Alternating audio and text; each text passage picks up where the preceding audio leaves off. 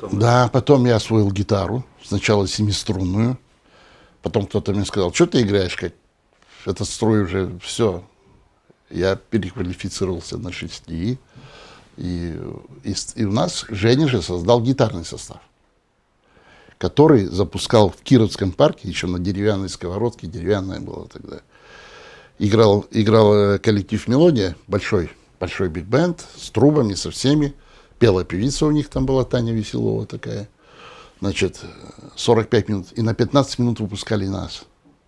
Молодежь, которая была на танцплощадке, она просто ликовала, когда мы выходили, это было что-то. Гитары, красивые гитары. То есть вы уже тогда играли западную музыку? Нет, западную нет. Мы играли «Добрых молодцев», помню, «Ветер северный, умеренный».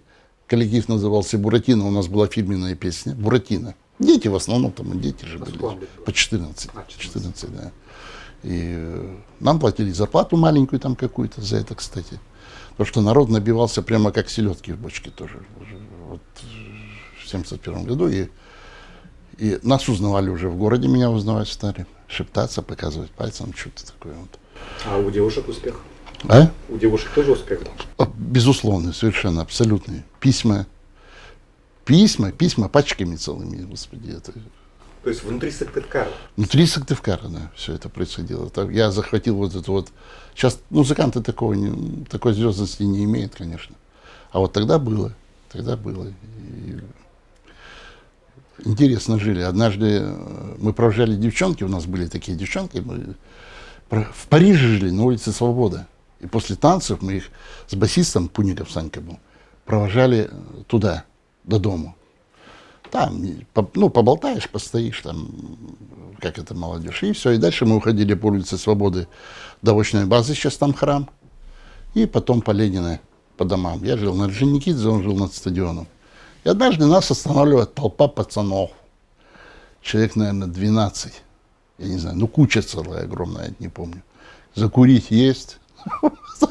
Есть. Сигарету протягиваю, он у меня пачку забирает. Что там, может, что-то там еще, там, давай деньги, там, все вот эти дела. Слышу там ножички, вот это, выкидухи, звук, все. И вдруг кто-то из них говорит, пацаны, это же музыкант из парка. У меня в руке оказалась пачка сигарет, да не одна, а две, по-моему.